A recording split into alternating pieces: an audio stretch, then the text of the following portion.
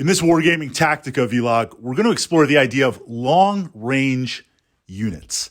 And I'm going to be using examples from BattleTech because that is one of the many war games that I enjoy.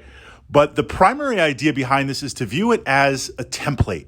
While I'm talking about a specific system to illustrate the concept, what we're looking to do with this Wargaming Tactica series that I've been pushing up to the channel here under the Wargaming Tactics playlist is identify these kind of universal rules in war games, whether you're using lasers or magic, tanks, ships, infantry, whatever it's going to be.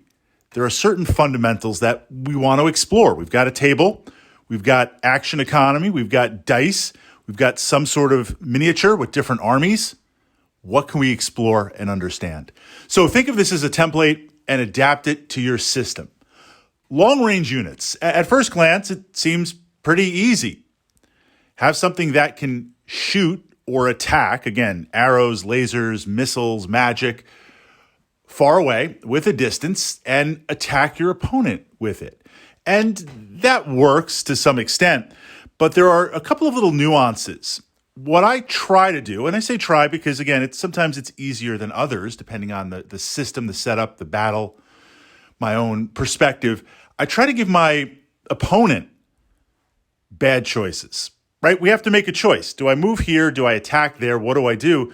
I try to give them bad or not good choices for them, or less than optimal choices. If they're going to do something that is going to hinder my ability to play the mission and to remove their units, because remember, there's two things going on in every war game. You're playing the mission, whatever that is, capture this, do that, go there. But while you're doing that, you also need to be reducing your opponent's forces because they're trying to do the same thing to you. So if I reduce their forces, that increases my ability to win the mission. If I just go after their forces and I destroy them, well, I could still lose the mission. So while that framework is going on, I'm looking to force upon my opponent less than optimal choices. If they're going to go after something, they're going to lose something somewhere else. Okay, within that framework, the first thing that I'm looking for is we can divide long-range units. We agree that it's a unit that can reach out far away and cause damage. We now divide it into two groups, and these two groups are going to be dependent on the type of unit that you take, spending whatever currency to purchase that unit, battle value, power points, squadron points, gold pieces, throne geld, whatever it's going to be, right? The power of that unit and the actual range of that unit. Some units are longer range than others.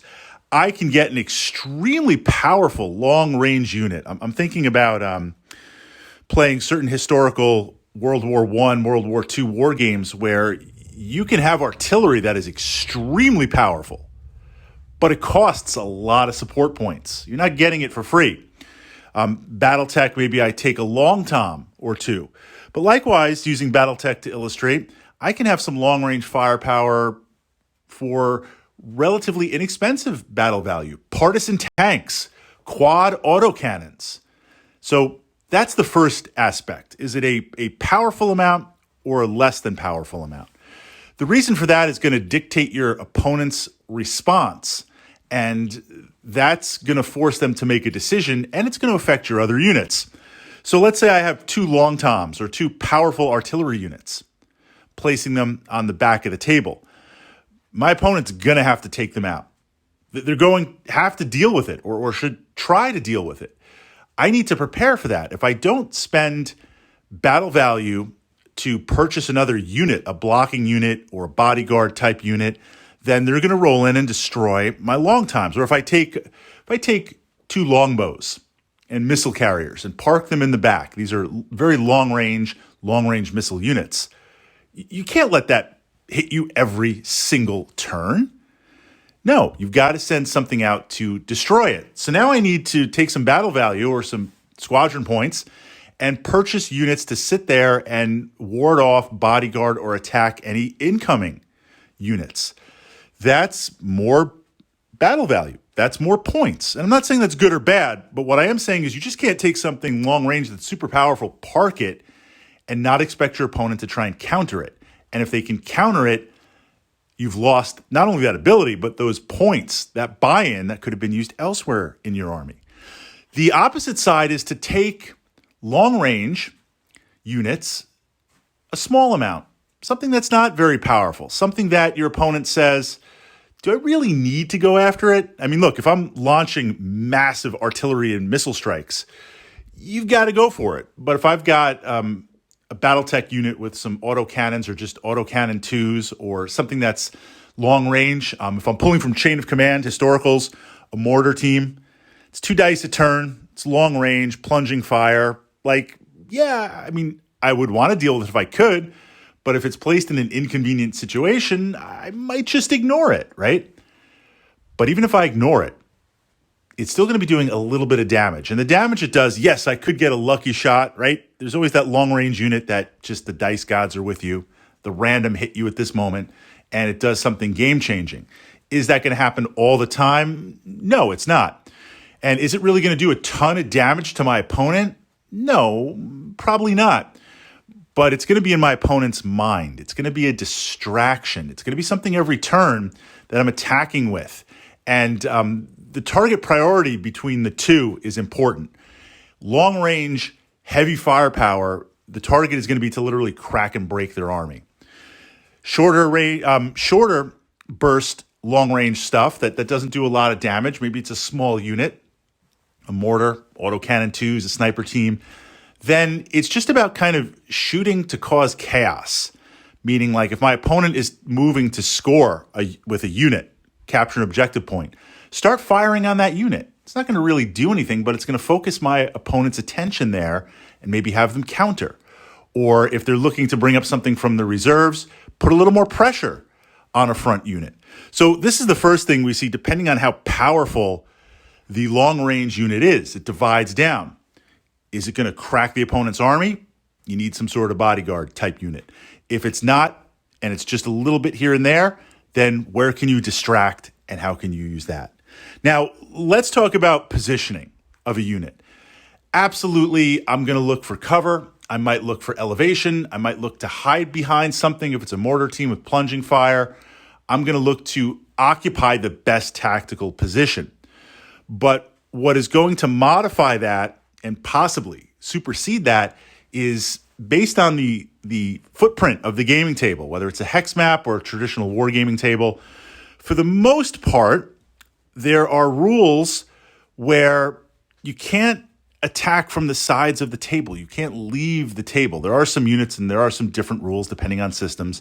But what this means is if I park my long-range unit in the left side of the table, the left corner, I'm protected by the back corner and that left corner. It cuts down the ways that you can approach that unit. It takes it further away out of the battle. If I put it kind of in the center of the table, well, my opponent can attack it head on. They can attack it from the left. They can attack it from the right. Now, where this gets adjusted, of course, is terrain a little bit or the range of a long-range unit. Some long-range units can hit anything anywhere on the table in range. So I would put them in the left or right corner. Other units might have long range, but less long range. So maybe it has to be a little bit more in the center of the table because I can radiate out ahead, to the left, and to the right. Now let's talk about choices. If I have very, very long range, I want to put my long range units, whether I have a bodyguard unit or not, away from mission objectives.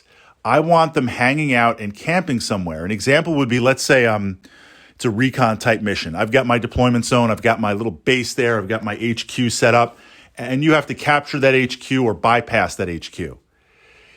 If I put the artillery there in my HQ deployment zone in this scenario, then if you move, you're going to move your units to take that HQ. Well, you're moving in the direction of my long-range stuff, so you're going to deal with my long-range stuff also.